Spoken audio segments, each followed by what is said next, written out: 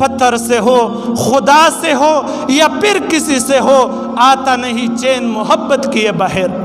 انسان دنیا میں کسی نہ کسی سے محبت کرے گا، چاہے وہ دنیا کے فانی ٹپوں سے محبت کرے، چاہے اس پروردگار سے محبت کرے جس نے ان لوگوں کو، ان دنیا کو، ان کارے بہاروں کو خوبصورتی عطا فرمائی ہے۔ مجھ کو نہ اپنا ہوش ہے نہ دنیا کا ہوش ہے، مجھ کو نہ اپنا ہوش ہے نہ دنیا کا ہوش ہے، مست ہو کے تمہاری جمال میں تاروں سے پوچھ لو میری روداد زندگی، تاروں سے پوچھ لو میری روداد زندگی، راتوں کو جاگتا ہو تمہاری خیال میں۔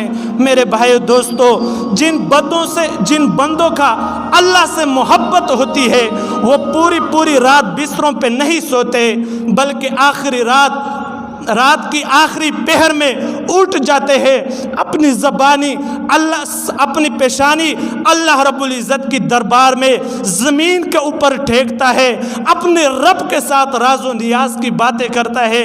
میرے بھائی دوستو، جن کو اللہ سے محبت ہوتی ہے تو وہ صبح کی نماز کے لیے اٹھنے کے لیے موبائل پہ الارم نہیں لگاتا، بلکہ ان کے دل میں اللہ کی محبت ہوتی ہے، ان کے دل میں خود الارم بجنا شروع ہو جاتی ہے، وائبریشن بجنا شروع ہو جاتی ہے، اور وہ نماز کے لیے اٹھتے ہیں اور اپنے رب کے دربار میں حاضری دیتا ہے۔